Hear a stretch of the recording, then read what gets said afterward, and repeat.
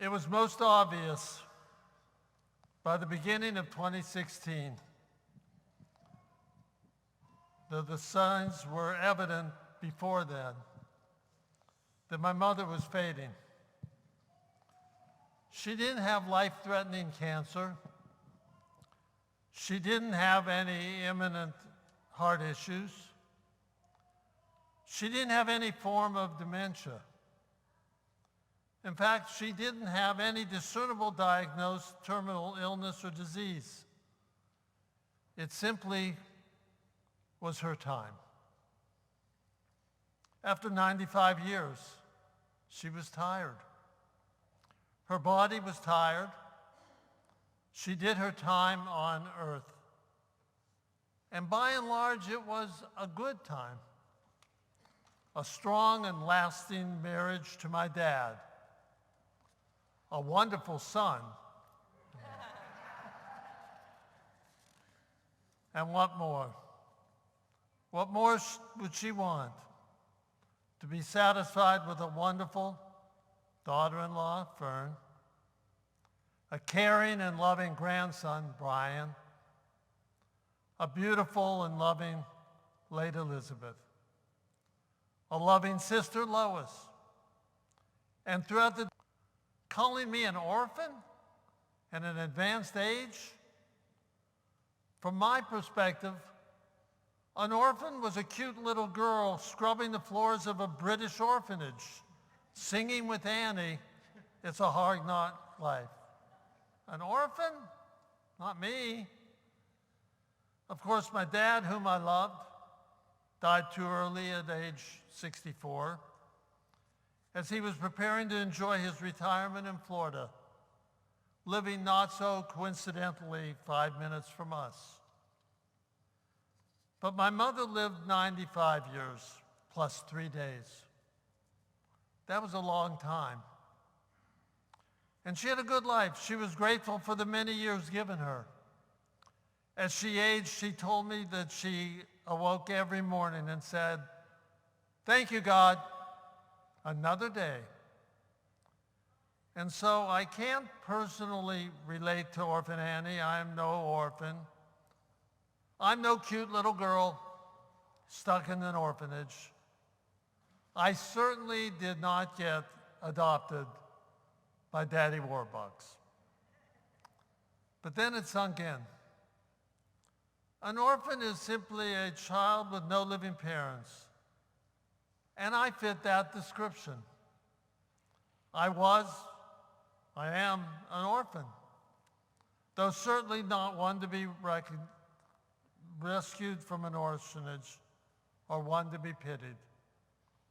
Suddenly, as if it were a personal revelation, which it was, my mother's death and my father's death and my daughter's death took an even broader and more expansive meaning for me. I was an orphan, but more than that as well. Because whether it is a person with no living parents, or without a living child, or without a loving husband or wife, or without a close brother or sister, or even without a best friend, no matter what the circumstances, orphan or not, gathering together for Yizkor reminds us that there is a big hole in our hearts, a big hole in our lives. That gathering together for Yizkor, remembering our loved ones, no matter what the relationship, affects our lives in a profound and meaningful way. And this is, in some sense, good. Being reminded. It's good that there's reminded that there's a big hole in our lives, in our hearts. How can this be good? Well, let's begin by noting this. We have but little control over the length of our days. We simply know that our days are numbered, whether they be many or few. And if and when we are reminded from time to time that our days are numbered, we are reminded also of the relationships that we've developed throughout the years, especially at a time just like this. And if we're reminded of these relationships, hopefully good and meaningful and loving ones,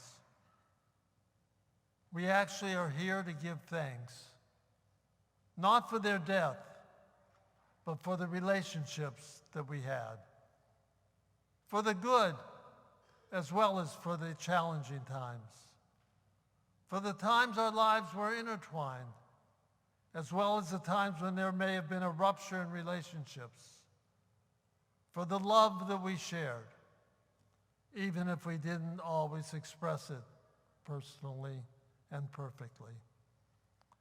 Yizkor forces us to remember, to give thanks, to know that we all are in that same lifeboat with slightly different stories, but all in the same lifeboat, mourning our loss, but giving thanks that if we are mourning our loss, we must have had something special. We must have had someone special, so very special that we remember them today. Not just one person, but so very many. Orphan or not, we're here this afternoon to give thanks. We're here this afternoon to remember. We're here this afternoon to give thanks that those memories were precious and uniquely ours. As our Gates of Prayer prayer book, as our Siddur notes in one of its meditations that I love,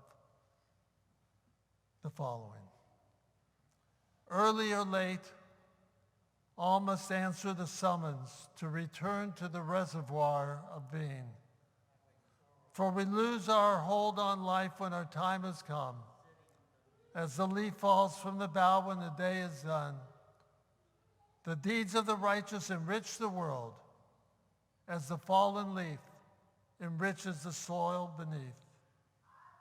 Like the stars by day, our beloved dead are not seen by mortal eyes, yet they shine on forever. My friends, it is my hope and prayer that your loved ones were special to you as mine were to me, and that with our actions and with our words and with our memories, they will shine on forever.